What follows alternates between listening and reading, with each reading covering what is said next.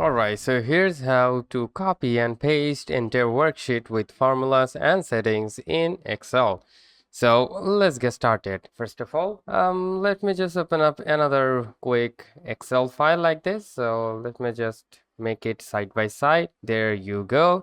Now from here, I want to copy all of these into the new worksheet. So how you can do that? First of all, its name is book 1. So first thing first, you can simply do is to go to the sheets like here and right click on your mouse and simply go with move and copy. Alright, then from here you need to select the file from the book. So for the book we will select is to book 1, as this is the book 1, so we will select it, and right after that we need to select the sheet number. So the sheet number is sheet 1, so we will select that one as well. So after that simply go and press on OK, and now as you can see guys, we have successfully moved the sheet from this file to this one. Now once again, if you want to paste this sheet into this one, so how you can do that is quite simple. Once again, you can do like press on there into the corner, simply press on here to select all of these and Control X to